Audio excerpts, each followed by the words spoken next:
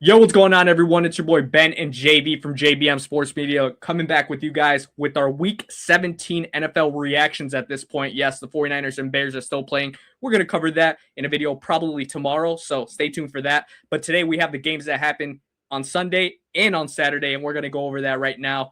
Starting with the game that just ended a few hours ago. Literally one of the most defensive-minded games I've seen in quite some time. We had the Eagles versus Bills. Yes, the Eagles escape with the victory right here against Buffalo in Buffalo, 13-12. Real quick, JB, obviously, what are your first thoughts on how this game played out, especially the ending of it? So, I mean, just to go over the first half, you see the Eagles, they're up 13-0, and their defense is obviously the focal point of this game. And Jalen Hurts, again, another underwhelming performance, 48%,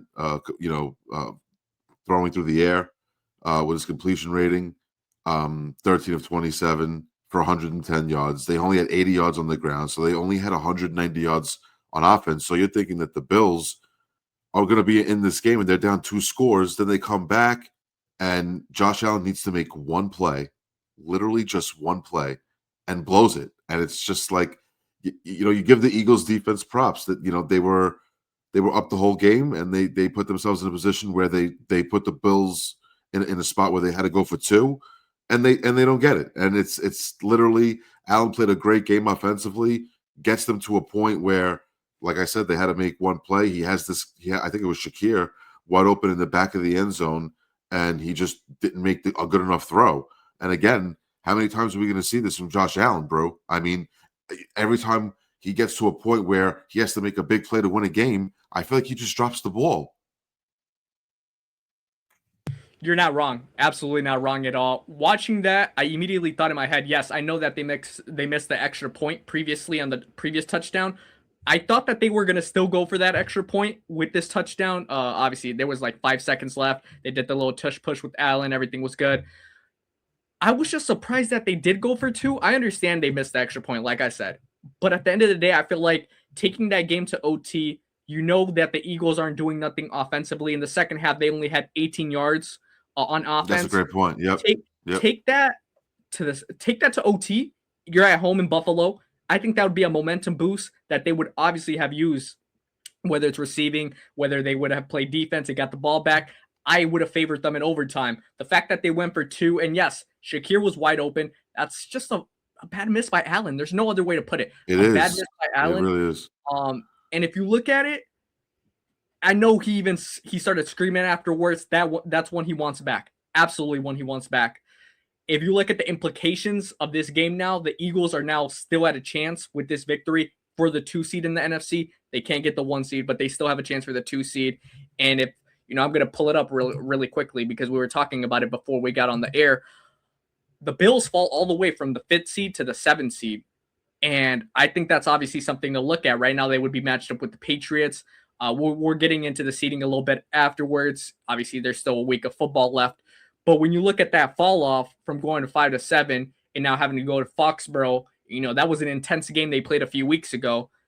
That would be a challenging task in the first round against the Patriots. What would you think? Yeah, no. Listen, New England to me, they look like they're ready. I don't think they could be doubted at this point. I think they've proven that. Yeah, they might have had a soft schedule, but they've beaten obviously 81% of the games they've won. So honestly, I think they're ready to go. I think as long as Drake May plays pretty well, I think that defense is going to show up either way. So, as if that team, comes to play and does what they have to do, I think it's going to, I think it's going to be a problem for some teams in the AFC. I think, a lot of teams doubt the Patriots offensively, and I think honestly, Drake May has proven that they're a pretty well-oiled machine when they get going. Yeah, So, you're 100% right. When talking about, obviously, Vrabel's first year right now, and it's absolutely, I know the strength of schedule is going to be a talking point for the Patriots when it comes down to it and their success in the playoffs, but you got to give props to Vrabel doing this in year 1 with Drake May. absolutely. I mean, look, they don't have a premier number 1 receiver. It's kind of like a receiver room by committee, but at the same time, they make it work. That running game has been getting better by the week with Travion Henderson and Ramondre Stevenson. So right now that the Bills are currently matched up after this loss in Buffalo, which is just, it's a tough loss because I feel like this Bills team, and kind of wrapping up the thoughts about this game, I feel like this Bills team is just missing that number one receiver for Josh Allen. I really do feel like they're missing Yes, that. Shakir, absolutely. he's a solid number 2 or 3. I would say more so number 3. You have a rookie in Keon Coleman that gets healthy scratches because of his immaturity, rumors are. And that's just a thing that has been a focal point since Diggs left. They don't have a number 1 right there for Josh. The run game is good. Yes, James Cook, another good year in fantasy, another good year overall in the NFL. But if Josh Allen in these big moments doesn't have a number 1 receiver to go to, I think that's something they're going to have to address in the offseason. The fact that Patrick Mahomes isn't in the playoffs, like we have talked about previously, maybe not on this show, but like we've talked about it previously, personally, it's a go time for Josh Allen now. It's go time. You got to go. Him, and we'll talk about the Ravens in a second, but him and Lamar have been scrutinized because what? They can't get over the Mahomes hump. This is their moment this year. And I feel like for the Bills, and I can say confidently, if they're struggling against this Eagles defense, what are they going to do against the Broncos defense, if we could be honest? Like, Absolutely. You're you 100% know, right. And also no Joe Burrow. The no, Bengals are out of the exactly. playoffs. So that's another guy who's been there, Joe Burrow, who's made a Super Bowl, been to the playoffs, who doesn't go. Now that's one less guy that you have to face. It's literally a golden path to the Super Bowl to represent the AFC, and it doesn't look. I'm not. If I was a Bills fan, I'm not confident, and I think if you were a Bills fan, you'd say the same. That today Yeah, was to me, and also McDermott showed that he had no confidence in his defense to go into an overtime period or an overtime quarter and make one stop, give Allen the ball back, and try to go win the game, or you get the ball to start the quarter and you march all the way down the field and score and win, and you don't have to worry about it. exactly. He Yes. showed I think no confidence in his defense. And I think if we're just wrapping up talking about the Eagles' perspective, you have to think about it like this. You guys aren't going to keep winning games like this, and it's just not realistic to keep winning games like this. Yes, you faced a Buffalo team that struggled against the defense today. Cooper DeJean, Reed Blankenship, they look like dogs out on defense. Jalen Carter being back is obviously a big Absolutely. plus. These guys look like dogs, and like they look like they haven't lost a step from that Super Bowl winning defense from the year prior. They haven't lost a step, only have gained experience. Quinyon Mitchell, another shout out to him. Great defensively. All around that team defensively, I have no doubt that they're going to succeed in the playoffs. Offensively, though, they play a good half of football offensively, and then the second half, they're completely done with. And I think that's just a problem that if they face a team like LA, even to an extent the Seahawks, I do believe that they're going to struggle with mightily, even the 49ers to be exact. I got to Yeah, be I was honest. going to say Like, San Francisco too. yes, I Yeah, think they'll struggle, and it's just not like it's not a constant thing where the defense is going to keep bailing you out. It's not a constant thing. Sooner or later, if the offense isn't producing, you're going to be in trouble. You're going to be in trouble. And yeah, absolutely, because they're going to go up against way better defenses in the mhm, playoffs, especially on the NFC side of things. I mean, look what they're going to have to go through. Like you had just said, the Rams, the Niners. Those teams play really good defense as well as scoring points. So, the Eagles are going to have to figure something out, and they can't have Hurts going out there completing 48% of his passes, yep, going 13 for 27 for 110 yards. You're going to have to step it up a little bit. You know what I mean? yeah, And so does Barkley. The run game only amassing 80 yards today. They didn't deserve to I win give that credit. football game. They really didn't. Yeah, and I know when you look at the landscape of the Eagles this year, and there's been talks about how the Eagles fan base, haven't been fans of Kevin Patullo, the play calling of the offensive coordinator. Yes, that's been a thing. But sometimes if these players are genuinely just not doing it on the field, you can't always blame the OC. It's just not a thing you could always do. Saquon has been a little bit, I wouldn't say disappointment, but I would say underwhelming this year. He's been underwhelming this year compared to last year. Kind of expected though, because we didn't expect him to do the same thing he did last year. But you saw the concerns in the beginning with AJ Brown and Devontae Smith, the receiving with Jalen Hurts and everything like that, not getting targets. I think at the end of the day, this Eagles offense is going to have to step up. Do I think they will? Yes, to an extent. It's to be seen, but they have to start turning the corner either Next week, like I said, they're still battling for the 2 seed. I think they would rather prefer that than having to face a team like either the Rams or the Niners. I'm pretty sure they'd rather face us. But they have to turn it around quickly because the playoffs are about to begin. Yeah, Yeah. and not for nothing, they look like they're turning him into a game manager. Hurts. Yeah. That's what it looks like. It's just like, get us through. We'll try to run the football, and even when that's not successful, then they rely too much on their defense. But only time will tell, I guess, in the playoffs with them. Absolutely. Let's move on to some results that happened in the NFC South. And I think obviously leading into Week 18, this is going to be a big conversation point. First and foremost, if we have to talk about it right now, since they are the 1 seed, I'll bring up the game right now. The Seattle Seahawks win 27-10. At halftime, guys, when I was looking at this game, it was 3-3. The game was 3-3 at halftime. Crazy. And within the snap of literally a finger, I turn on the game, and I think it was like 20-10, and then the Seahawks just took over afterwards.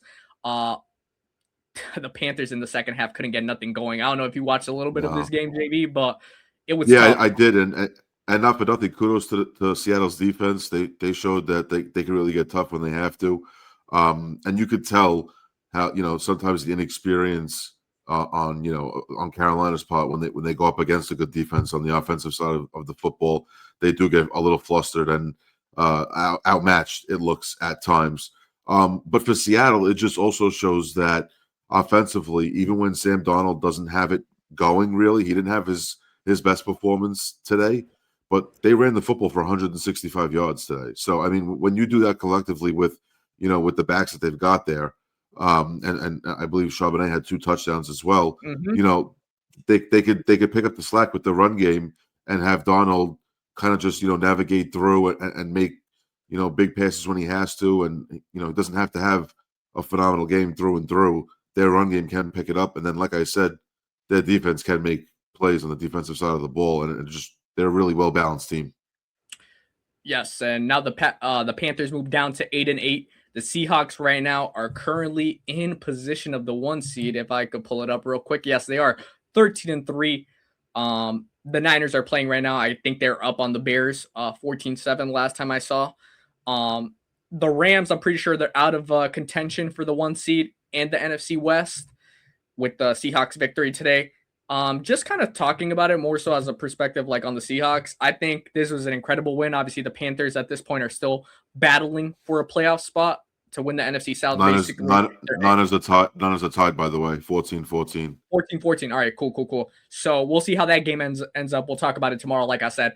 But Seahawks, I think it's obviously massive props to them for giving Sam Darnold that contract, because I saw a stat today that he's one of 5 quarterbacks. I think it was along with like Favre, Rodgers, Brady, I think Manning, for consecutive seasons. You guys could fact check me. I'm pretty sure I named some of them wrong, but 13 win seasons consecutively. He did it last year. Oh, that's awesome. He did it last year with the Vikings. He did it this year with the Seahawks.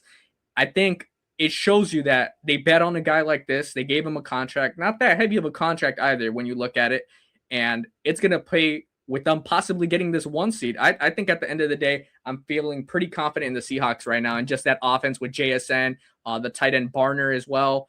I love that court. Rashid Shaheed, I felt like, was a great pickup at the deadline for them. Charbonnet and Walker, you talked about that dynamic back duo. Right now, if I'm a Seattle fan, I feel pretty confident going into the playoffs, especially if you get that 1 seed in the playoffs right through Lumen Field. Like, man, I know how that place gets rocky. You've seen it from the Russell Wilson Legion of Boom days. Like, it can be hectic for whoever steps foot in Seattle. Talking about it from the Panthers' perspective, though, very disappointing. I'm pretty sure I saw Bryce Young threw for 54 passing yards. I mean, come on. Like, oh my gosh, I didn't know it was that low. Holy. Yeah, I just want to fact check it real quick, and I'm literally going to do this on the spot, guys, so don't mind me. 54 yards. Okay, perfect. That's not going to win you a playoff game. That's not going to win you a playoff game. Neither is that even going to – well, you know what? I wouldn't even say it's going to help you get in, because maybe it will, because the other team we're about to talk about in a second are full of absolute jobbers, especially 2 specific people. And we'll get to that in a second. But for the Panthers, you shift your attention to the team you beat last week in the Buccaneers, because that's where it's going to be important. The NFC South's on the line in Week 18. Real quick, if you have anything you want to say about the Panthers, obviously I know McMillan came into the game with questionable with the illness. He played, but the offense was nowhere near to be found with the running game either. Rico Dowdle, Andrew Hubbard. I was I was literally going to say that Hubbard fumbled. I know at one point in the game, like in the middle of a drive that looked sort of promising, they had 3.7 yards a carry, I believe, collectively between their backs. You're not going to win games like that when you're rushing for under at least 4.5 to 5 yards a carry. If you're not doing that, then your running game is completely useless at that point. So when you're under 4 yards, it's going to be tough, and especially when your quarterback throws for 54 yards, mixing with a terrible running game, you're going to put up 10 points. So that's literally what happened. They played a team that just is ready for the playoffs. They are a well-oiled machine.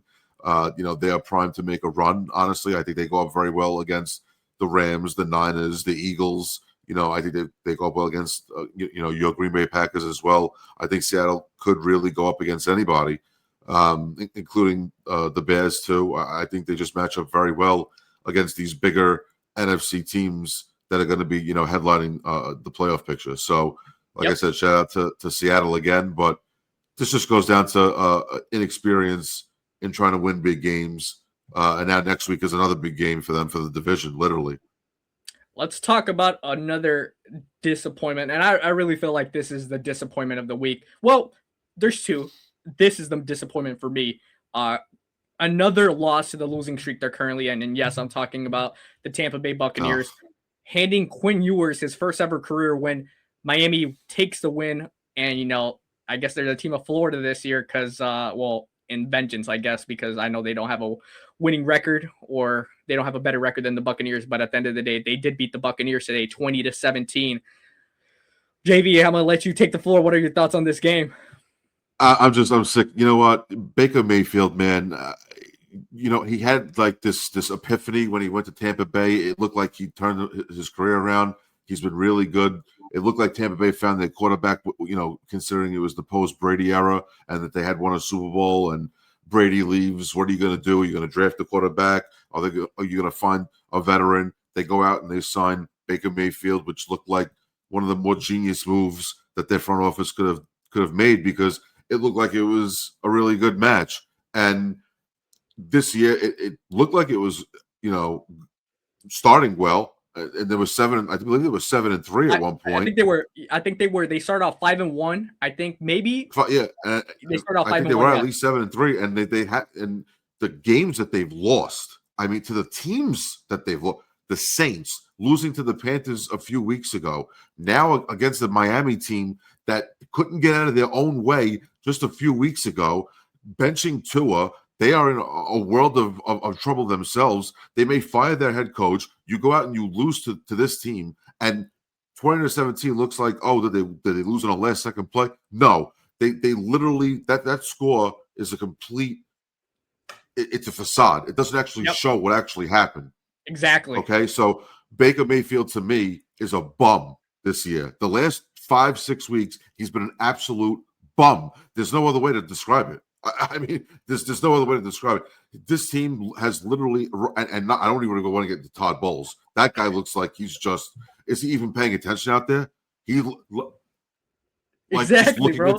He's got this dumbfounded look like, I can't believe we're losing. Well, dude, you're the guy that runs the team. So figure something out. That's 53 yards rushing, I think that's what they had. 53 yards rushing. You're not going to win. When you put the whole game on the quarterback, and then the quarterback's making mistakes on top of it, I don't know what to tell you. And when we had hope, when the score was, I believe, 20-10, and they were before they got the garbage time touchdown, and they were driving, and Baker Mayfield threw that ridiculously dumb interception. Double coverage. I was thinking to myself, double coverage. I was thinking like you have to be either one, just. I don't know if you had a miscommunication with your receiver or you're trying to force something, but at the end of the day, miscommunication. He didn't see the two guys covering him. He had a safety and a quarterback coming over the top. I mean, I'm no football savant, quarterback, extraordinaire. But if I see that there's a safety coming over the top to help the corner, and I throw that football there, I'm an idiot. It's just no. There's just no. At that moment, and yes, we might be a little bit more upset. Because over the past few weeks, me and JV and Mike as well, we've gotten burned by Tampa. I mean, we really have hope that this team would turn the corner. They have not. Todd Bowles, when you look at him on the sidelines, he looks confused every single time. He looks like he's drooling on his headset, And it makes me a little bit mind boggled how bad this guy looks, so confused all the time. It looks he's pulling the Darvin Ham when Darvin Ham was coaching the Lakers, just confused with the clipboard out. I mean, like at the same time, I know Baker's not helping himself.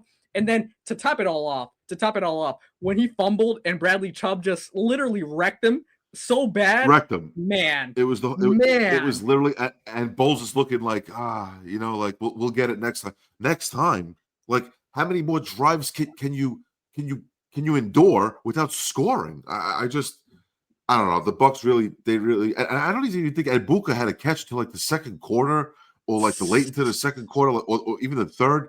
I'm like, I didn't even realize that. And I'm like, wow, they haven't even gotten him involved. I'm like, this team is just mind-boggling to me and this is to me more Todd Bowles' fault because I've seen this as a Jet fan in his tenure where the Jets were actually really good the first 2 years and then the last 2 years they just kind of fell off. And that's literally what happened again in Tampa. And honestly, I think he needs to be dismissed of his duties. I think they need a fresh voice, a fresh mind. Do something like Jacksonville did. Go find somebody that's offensive minded. That can help. We'll talk about that in a second, but yeah, you're right. Like go help Baker like get over the hump because he's there. He threw for 350 yards today, but his running game was completely non-existent, and he's just making bonehead plays out there that make him look less than and make him look not worthy of having a starting job because the last 6 games have been putrid. So I don't know how else to explain it. And you go back to even look at the game that the Buccaneers had against the Saints, some of his decision making that Baker was having, bro. Like brutal, absolutely brutal. Brutal. And I look at obviously that last interception and I'm thinking like, how is this team? And when he threw that interception and I saw the score of the Panthers Seahawks game, I'm all like, neither one of these two teams deserves to be in the playoffs if we could be realistic. No. Like we gotta watch 7 and 8 teams play football next week to win a division. Like I'd rather watch golf. Actually, no disrespect to golf, but just yeah. I think. Hold up, let me just make sure. So the Panthers right now are 8-8 with the 4th seed, and they would have to face either the 49ers or the Rams. They would get absolutely, and let's be honest, they would get absolutely annihilated by either one of those teams. Yes, you could say they beat the Rams before. Yes, they have beat the Rams in the regular season. Once Matthew Stafford turns that up in the playoffs, come on, man.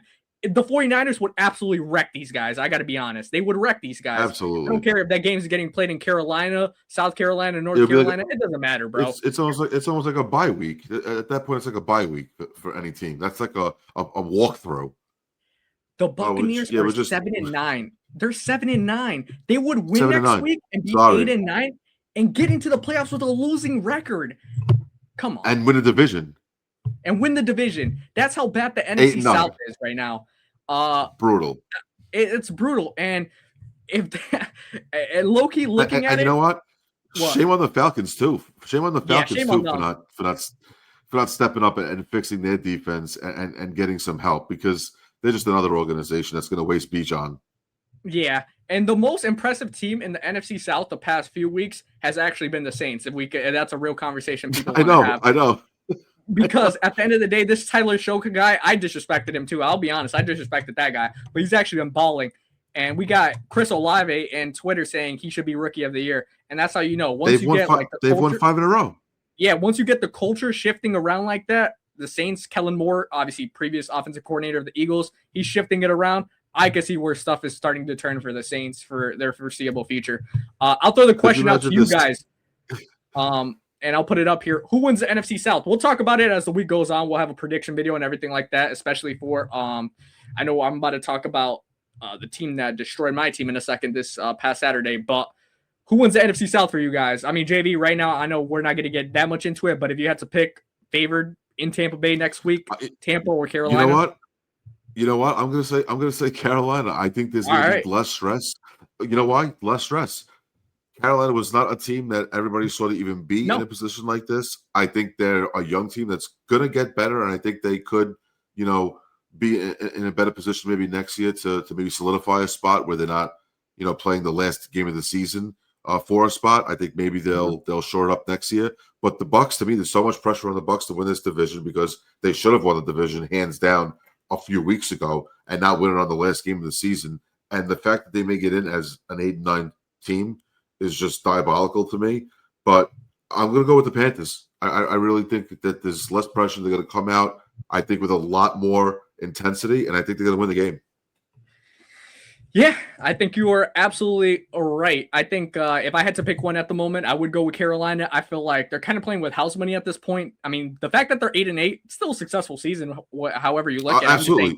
I'm just saying they would have Even if they lose, playoffs.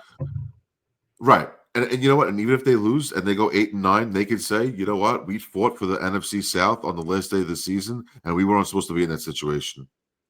So and you know what? It's still props to them and the Bucs. Yeah, exactly. And to be fair, the Panthers do get into the playoffs. I know I said that they would get destroyed, which, I mean, depending the team they face, they would. But it'd be a moral victory because at that point, you're going to be playing with house money. And you know what? Fair enough. Who would have thought that Carolina would host a playoff game this year? So I would edge it out to the Panthers. Yeah, and nothing. If the Saints would have won a couple of more games to start the season, they could have been right there too. Yep, hosting a game at the Mercedes-Benz. That's crazy. All right, let's talk about the belt to ass of Saturday night, and that is unfortunately my Green Bay Packers literally taking it in multiple fashions by Derrick Henry. Let's just say it like that. Derrick Henry with the career game, man. He's literally. Man, I can't explain what this guy did to us this past week, bro. JV, I don't know if you caught a little bit of this game, but. Oh yeah, I caught it. I caught a lot of it. Yeah, it was Derrick Henry basically 2.0. He turned it up and was like, you know what? I'm gonna make up for tonight for the last couple of games that maybe I didn't feel like I did too good in. But no, when the Ravens have their run game clicking, they are what they're supposed to be. And Huntley didn't play bad. I'm not gonna say he sat there and played great, but he actually did complete it. He completed 80% of his passes. He did really well. He was 16 to 20, and I think he was like for 107 or 108 yards. But when you're going to run the football the way Derrick Henry runs the football, and your defense plays, the way they did, obviously Jordan Love is not the quarterback right now.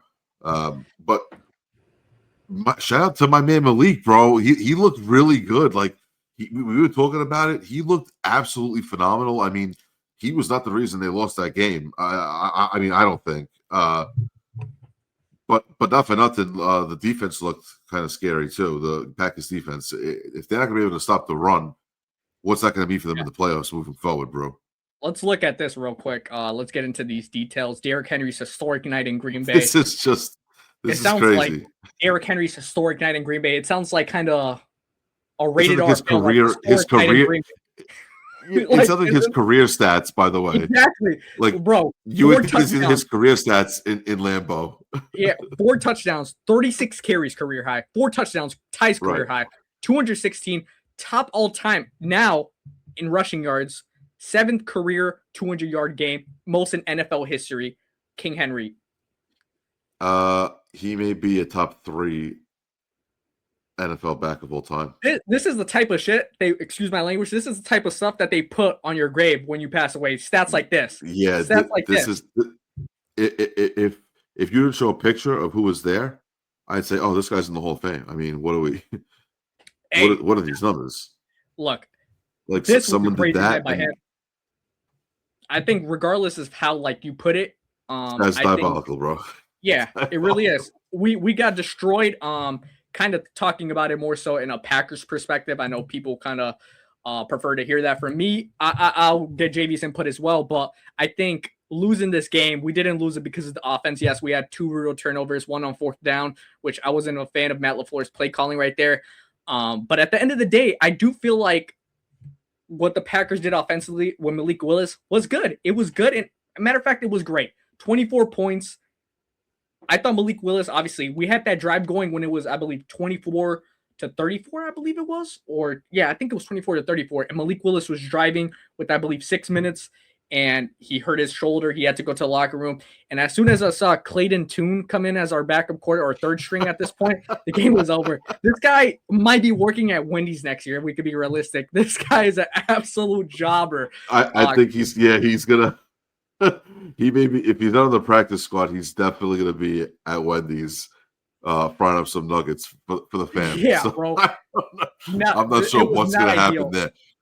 Yeah, the quarterback room is not really impressive after Jordan Love. I mean, obviously, And you know it's what? really a shame right now that Love is hurt. But like you said, Willis didn't look bad. I don't want to blame Willis for how they played. Not at It all. really isn't his fault that he got really thrown into this role, due to obviously the injury. But if the Packers aren't going to stop the run, Hmm. they're in trouble, man. Because I don't think it's just Derrick Henry that could do this to them. I think they're going to go up against some other decent running games, and they may have the same amount of trouble that they had on Saturday. So, obviously, you as a Packer fan, it's got to be a little bit of alarming heading into the It is. playoffs. It is, and I'll say it like this: when it comes to the defense, and to all the Packers fans watching this, even just NFL fans, if you look at kind of similar situation when the Lions played the Commanders last year in the playoffs, and they had so many guys on defense hurt, and they put up 35 points, but still lost. I believe they put up 35, but they still lost due to the Commanders' offensive production and just how much they were shredding that defense. That's going to be the exact same thing that happens to the Packers in the playoffs. I feel like that defense missing Devontae Wyatt and Micah right away, and then Nate Hobbs went down with another injury. Man, these guys are getting hurt left and right. We had 2 of our guys get carted off. Our backups get carted off. Our depth is slowly but surely evaporating right in front of us. And I think it's truly unfortunate. The Tucker Kraft injury starting to become a real thing, as the season progresses. He was the best tight end, statistically speaking, until he got hurt. Obviously, McBride took it over, but another person I want to mention, don't even play at all if you're going to do, and I understand you were hurt, and I understand Jacobs, has been consistent.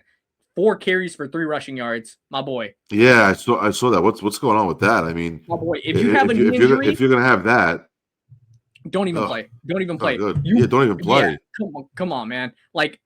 At that point, if you wanted the 3 rushing yards, I mean, you could have went and put me out there is what I'm trying to say.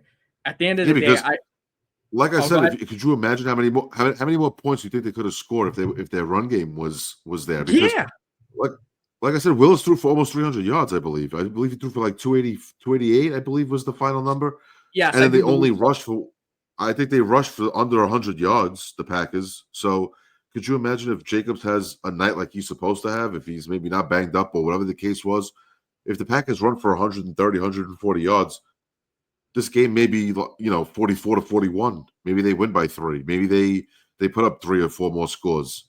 Who knows? Absolutely. Or maybe they lose it by a possession and not 2 possessions. So, if they're more well balanced offensively, this game could have been different. But it was a very, very much so a tough L when you look at at the same time. I understand we're already locked into playoffs because of the Vikings beating the Lions on Christmas Day.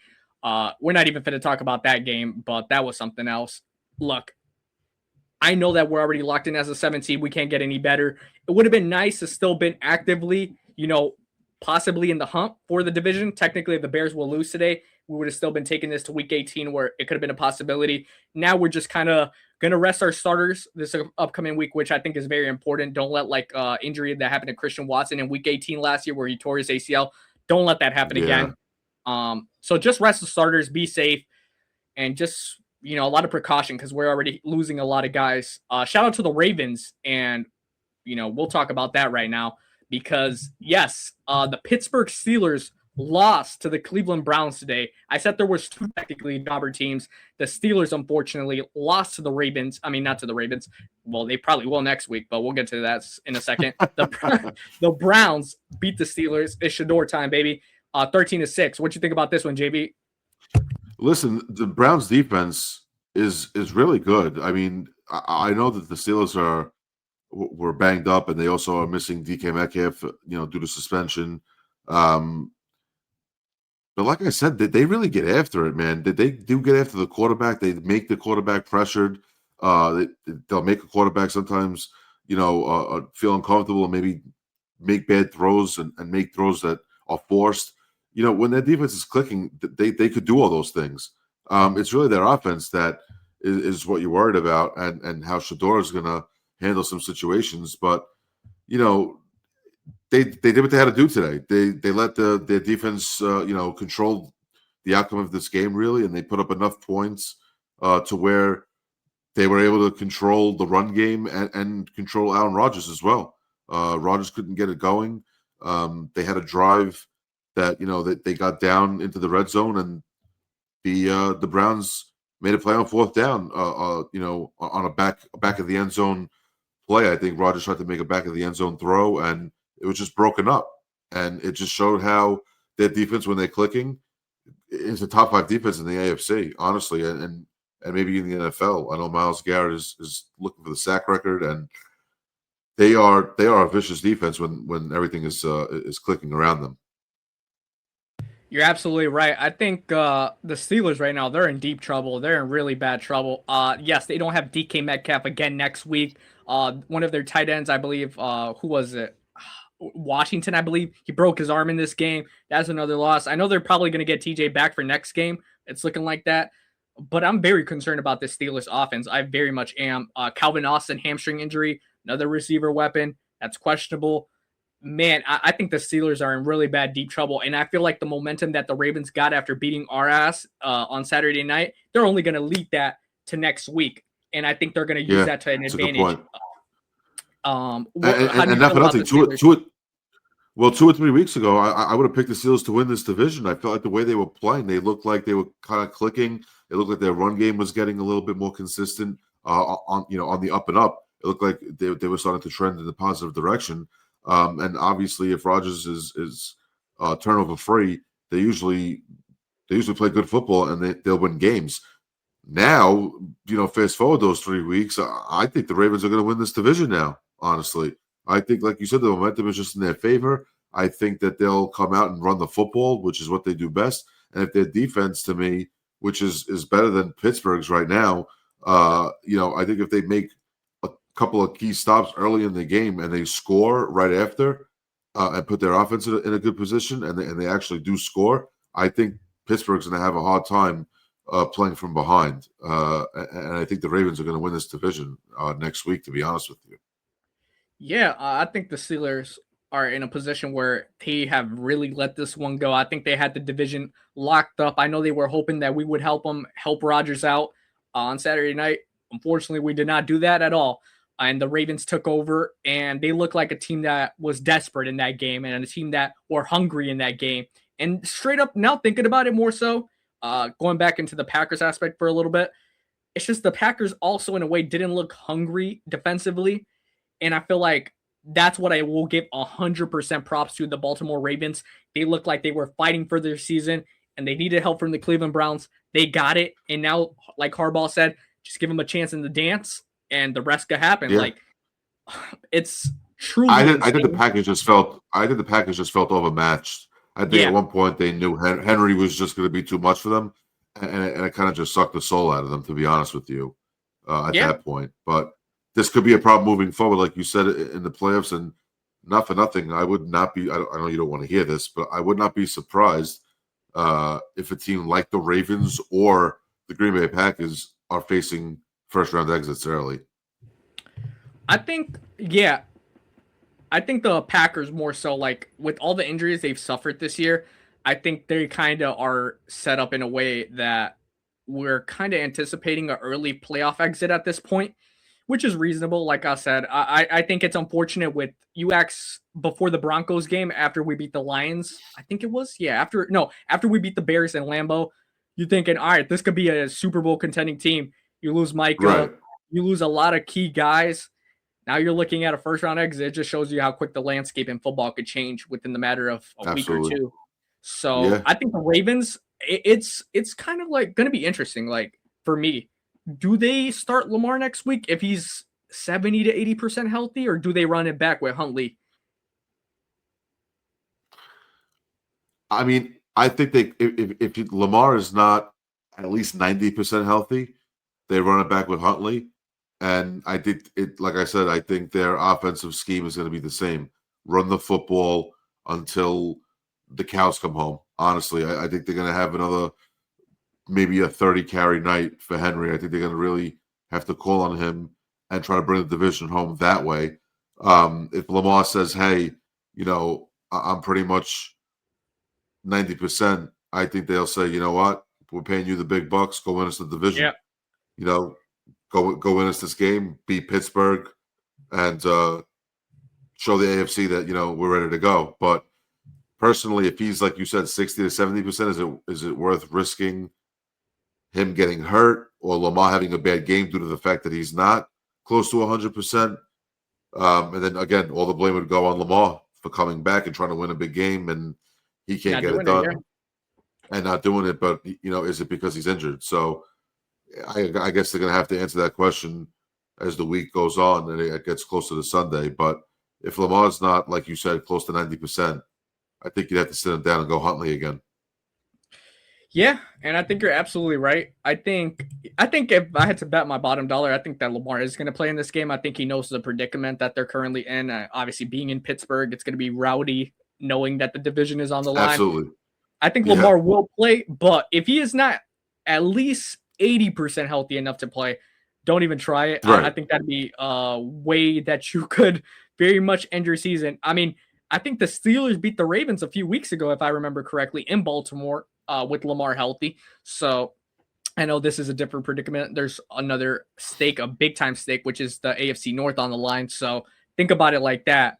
But I think it's going to be a hell of a game. I'm going to be absolutely watching that game. And I think whoever wins that game, which would be kind of crazy because let me pull up the standing as well. The Steelers are 9-7. So basically another 9-8 fourth place team would get into the playoffs. Whether it's going to be the Steelers or the Ravens, they would match up with either the Texans, Chargers, or you know what? Maybe not the Texans because it's a long shot. The Jags could lose to the Titans, but I doubt it. Yeah. And the Ravens are 8-8 now, right? Yep. If you look at this right here, and if you look at all these teams who are basically, except for the Steelers, locked in, could you see a team right now that you could say that you are not the most confident in? I'm going to say the Chargers. And not for nothing, the Bills. And the Bills, too. The Bills go right there with them. I agree with the Chargers. I think that O-line is very much depleted. I think it is going to be an issue. Yeah, I'm not that confident in the Chargers. I mean, I know Herbert hasn't really had success in the playoffs either. I think there's been a lot of excuses for Herbert. I would agree with you with the Chargers pick. What about a team that you would feel confident with the most? Honestly, I'm gonna say Denver. I do feel that their defense is that good, and not for nothing, if Bo Nix, he has the ability to have big games. We've seen Bo Nix put up big games where he can throw for 3 touchdowns and over 250 yards and touch the 300-yard mark and really be the focal point of the offense. I feel like if he has one of those games in the playoffs, and mixed in with a good defensive performance by the Broncos D, who's going to beat them, really? I really do feel like they match up against any of these top teams in the AFC. I feel like they can go to New England and beat New England. I feel like anybody that comes into their house is going to have a way harder time having to win at the high altitude, having to win in Denver with the fans and how loud it gets there. And it's just an overall tough place to play. I do think Denver could get as far as the Super Bowl. I really do. I wouldn't be surprised if they represented the AFC, in this year's Super Bowl. I do feel like they could beat anybody on this list. I really do feel like they could beat New England. I feel like they could beat Jacksonville if Pittsburgh snuck in somehow, or the Ravens, whoever it is. I feel like they could beat them. The Texans have been phenomenal the last month and a half, but I do think that Denver's defense has proved that they could beat anybody. All right, and I'll throw the question before we wrap it up on the other side of the conference, the NFC. Who do you feel the least confident in heading into the playoffs in the NFC? The least confident, I'm going to say, obviously, if they get in, it's Carolina. And the same thing for the Bucs. If the Bucs get in, I'll say Tampa. So whoever comes out of the NFC South, one of those two teams, whoever it is, I'm going to have the least confidence in them. I think follow suit would be the Rams. Not the Packers. Would be the team after them. So I'm going to stick with Carolina or Tampa Bay. Like I said, whoever wins that game will obviously be representing the NFC South in the playoffs. So I'll pick one of those two teams being having the least amount of chance to win. Perfect. I think if I had to pick one that I'd be least confident, I think you hit it on the dot side that the Panthers or the Bucs. Unfortunately, yeah, I'm a little bit not confident in, but you know what? Obviously, my Packers is one, but if I have to throw a team out there too, I know their defense is great, but the Eagles, I don't know if I could, be That's as true. confident in them as I was a few weeks ago when their That's a good offense point. started getting it together. So I would say the Eagles as an honorable mention, but the team I'm most confident in heading into the playoffs, it's really two teams, to be honest. I say either the Seahawks or the Rams. The Rams are a 6 seed that's 11-4. The Seahawks are 13-3. The Rams play tomorrow. I'm pretty sure they're going to beat the Falcons. Upset could happen. Who knows? But what about you? Team you're most confident in the NFC? I'm going to say the Rams. I think they're when they're clicking, they are the best. But like you said, the Seahawks are right behind them. I think their offense could put up really big numbers as well when they're going, especially in the run game. But I'm going to go Rams one, and then not too far behind, I'll go Seattle. Perfect. Let us know which team are you most confident in each conference, and contrary, which team you're not the most confident in either conference, both possibly. Just to wrap it up, if you got anything you want to wrap up, JB, more so talking about this week of football, and obviously only 1 week left in the season, week 18 coming up. Obviously, the two big games for the division could be 3, depending on the 49ers and Bears result, because technically there is a way that the 49ers could battle for that 1 seed. It's 28-21. 49ers up by 7 right now, which is crazy high scoring. Yeah, I know. Any thoughts heading into the final week? Listen, like I said, obviously the NFC South is going to be interesting to see who clinches the division there and what they do in the playoffs. I think they're going to be first round exits anyway, whoever they play. But like I said, it's going to be good to see the Ravens playing for the division against Pittsburgh. There's some good rival games here, playing for the divisions, and you know what? Shout out to these AFC teams that really were a shock. I didn't see the Broncos, finishing out the season with almost 14 wins, potentially, and the Patriots. I didn't think the Patriots were even this close to being a good playoff team. I think they're going to be a good playoff team, and like I said, we'll see what happens. And in regards to the NFC, I think it's going to be interesting as well. The Rams had a really good year. The Seahawks had a really good year. The Niners too, with Mac Jones was manning the helm for quite some time, and they, like you said, are potentially fighting for the NFC West. So it's gonna be an interesting last week as we approach. Yeah, I absolutely agree with you. I think the only thing I'm looking at, one thing just individually, I guess, is the MVP race, how that kind of ends up like falling. I think it's between two candidates at this point. I think it's either May or Stafford. Drake May had an incredible game today against the Jets. Unfortunately, fortunately enough for your Jets, they're doing exactly what they need to do if you think about it. So yeah, they lost and that was great. You know what? They did what they usually do. So, thanks. Yeah, Thanks a lot. Look at this game, 42-10, 5 touchdown passes by Drake May, guys. Yeah, this kid has been showing out his sophomore year, to say the least. Potential MVP candidate. MVP. New England might have found their next QB of their future, and I think they have. So that's who I'm going to be looking at. I guess. Absolutely. Yeah, the MVP conversation going into the last week of the year. But yeah, let us know who you guys actually have for MVP in the comments as well. As always, I'll let JB wrap up any last minute comments if you want to say anything, JB. I know we hadn't uploaded in a minute, but we're back better than ever heading into 2026. So yeah, I mean, listen, we got football. Like I said, this last 2 weeks of football are going to be wild.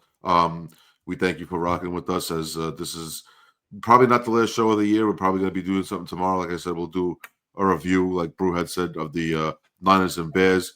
We thank you for rocking with us for the last few months that we have started this, and we appreciate the support and the subscriptions. We see, our numbers growing, and we appreciate everybody that's been joining us. And there's going to be more content to follow, so we really appreciate everything. Absolutely. Just backtracking on that. At the end of the day, we appreciate the amount of support that you guys have showed at, and for Mike as well, speaking on his behalf, I'm pretty sure he would agree. The amount of support, it means a lot to us. It's the reason we keep on doing it, like he's previously mentioned. And 2026 is going to be a big year for JBM Sports Media. At the end of the day, I know we're going to expand when it comes to basketball, football. I got soccer coming up. Obviously, baseball's around the corner. Free agency has been very much so dead, unfortunately, but it is what it is. We're going to navigate through it, and we're going to end off this year with a bang and start this year off on absolutely fire. So you guys got to tap in if you guys haven't yet. Subscribe and like, and as always, we'll catch you guys on the next one.